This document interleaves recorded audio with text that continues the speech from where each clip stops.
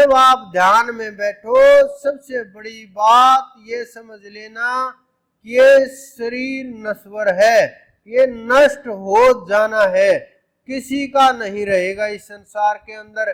जिनकी लंबी आयु है, चाहे हनुमान जी हुए, चाहे अश्वत्थामा हुए, चाहे परशुराम जी हुए, जो चिरंजीव हैं, चाहे मार्कंडे जी हुए, जिन्होंने लंबी आयु पाई है, किसी न किसी कारण से, कोई न कोई कारण है, उनके पीछे रहस्य है, कोई भी हो, लेकिन एक न एक दिन उनका भी शरीर चला ही जाएगा, छूट जाएगा। ऐसा नहीं है कि उनके शरीर नहीं छूटेंगे, वैसे ही अमर रहेंगे, नहीं, वो भी चले जाएंगे। लेकिन जब तक इस शरीर का हमें लाभ प्राप्त नहीं हुआ, जिस कारण से हमें ये मिला है, अगर हमने उस शरीर का कारण खोज करके हमने उसका काम नहीं किया, तो फिर जन्म होगा, फिर मृत्यु होगी, फिर आएगा। इसी काल के जाल में फंस करके हम इसी प्रकार से आते जाते रहेंगे। बहुत से लोगों ने आज व्रत किया है, किसी ने निर्जला व्रत किया है, बहुतों ने अलग अलग प्रकार के संकल्प लिए हैं। कुछ लोग ऐसे भी हैं जिन्होंने छुप छुप करके कुछ खाया पिया है। सब प्रकार के लोग हैं, लेकिन इनसे ज्यादा फर्क नहीं पड़ेगा अगर आप भजन नहीं करोगे तो।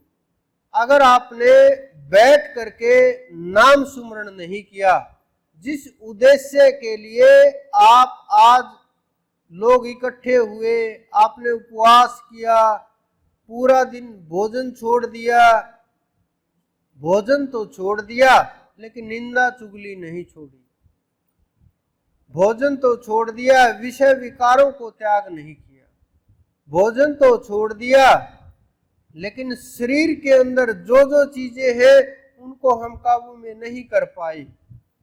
भोजन तो छोड़ दिया, मन ऐसे ही घूम रहा है, मन भोजन के लिए घूम रहा है, भजन के लिए नहीं घूम रहा। मन भोजन के पीछे दौड़ रहा है, भजन के पीछे नहीं दौड़ रहा।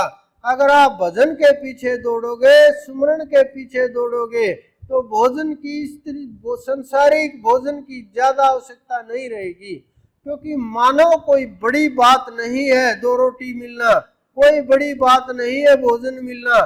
सब जीवों को भोजन मिल रहा है इस संसार के अंदर। पूरे ब्रह्मांड के अंदर ऐसे ऐसे जीव हैं जो केवल कुछ चीजों का ही भोजन करते हैं, उनको वही चीजें उपलब्ध हो जाती हैं। पेड़ पौधे देखो, आप प्रकृति में देखो, जल के अंदर जीव देखो, आकाश में जीव देखो, सब प्रकार से आप घूमते देखते होंगे। पेड़ पौधों के ऊपर कितने हजारों जीव बैठे रहते हैं, पत्थर के अंदर भी जीव होते हैं। किस प्रकार से वहां आप देखना, कभी पत्थर के ऊपर भी, समुद्र के अंदर काई लग जाती है, उसके अंदर भी जब आप सूक्ष्मदर्शी लगा करके देखोगे, हजारों लाखों जीव उसमें है, वो भी भोजन कर रहे हैं। तो मात्र भोजन के लिए जीना ये इंसान का काम नहीं है। इंसान का काम उसकी प्राप्ति करना है। इस शरीर के लिए जो आवश्यक है, जो दिनचर्या के लिए आवश्यक वस्तुएं हैं, वो आपको प्राप्त हो रही है और होती भी रहेंगी। लेकिन इस संसार के अंदर अगर आप आए बिना भजन के, बिना प्राप्ति के, ऐसे ही निकल गए, फिर कोई लाभ नहीं होगा। इस शरीर का कितना भी आप सजा ले, कितना भी सवार ले, कैसे भी वस्त्र धारण कर ले, कुछ भी कर ले, कोई फर्क नहीं पड़ेगा।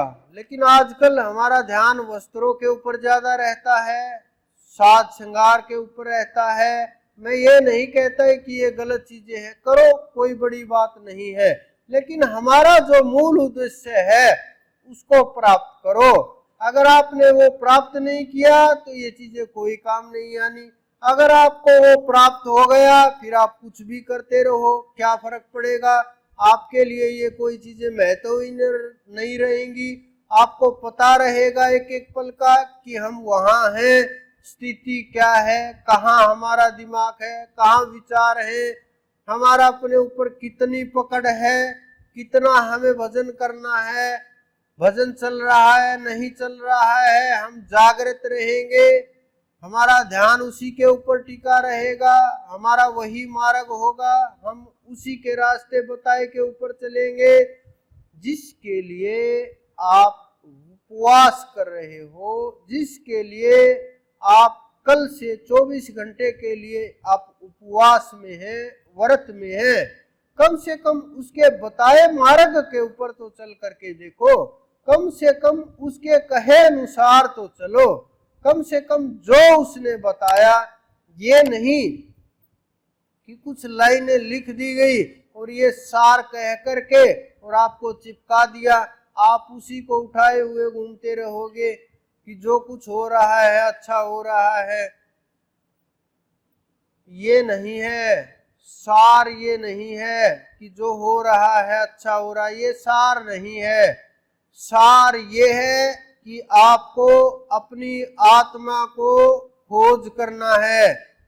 सार ये है कि इसी जीवन में प्राप्त करना है। सार ये है, ये शरीर कोई भी नहीं रहेगा। सार ये है, एक एक सांस जो आपका अनमोल है ये नष्ट हो रहा है। सार ये है कि आपकी घड़ी जब आप पैदा हुए शुरू हो गई और जब तक सांस चलेंगे तब तक आप पा सकते हो। सार ये है कि उन्होंने ये बोल दिया कि आखिरी श्वास के अंदर भी प्राप्त किया जा सकता है, लेकिन हम लोग तो इंतजार में रहते हैं कि आखिरी सांस आएगा मिल जाएगा।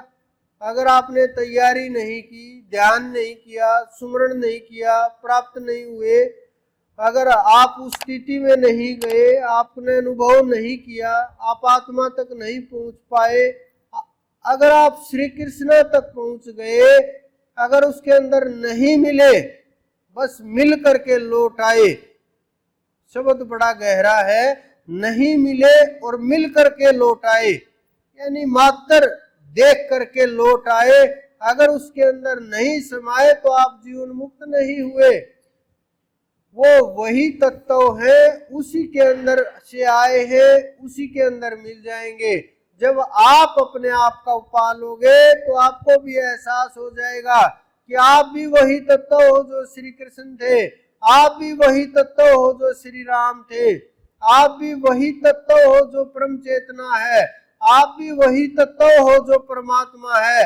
लेकिन भूलवश, भ्रमवश, भयवश, शंकावश, संकोचवश, कामवश, अज्ञानवश, अहंकारवश और अपने आप को शरीर मानने के कारण से आप उस ज्ञान से दूर हो गए हो और मिथ्या और भ्रमित करने वाली वस्तुओं की तरफ दौड़ रहे हो।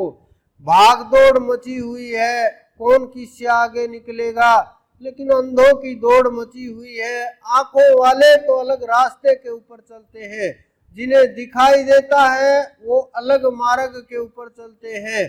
संतों का काम है लोगों को जगा देना, उन्हें रास्ता दिखा देना कि बातों से क्या फर्क पड़ेगा, रास्ता कैसे दिखेगा। जिस प्रकार से बहुत अंधे हो या समझिए कि एक अंधा हो, उसको कोई वस्तु दिखाई ना दे रही हो और जिसके पास दृष्टि हो वो इशारा कर दे कि तुम्हारे दाएं हाथ की तरफ वो वस्तु है, बाएं की तरफ वस्तु है, तुम्हारे 2 कदम पीछे वस्तु है, आगे वस्तु है, सिर के ऊपर वस्तु है, पैर के नीचे है, 2 मीटर आगे है। अगर वो इशारा कर दे तो वो चीजें समझ आने लगती हैं कि हमारे 2 कदम आगे वो वस्तु है।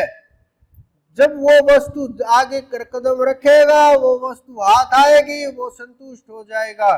यही काम श्री कृष्ण ने किया, यही काम हमारे ऋषि मुनियों ने किया, यही काम हमारे सिद्धों ने किया, यही काम हमारे संतों ने किया, यही काम हमारे जो रास्ता दिखाने वाले थे हैं और आगे जो आएंगे सब लोग यही काम करते हैं।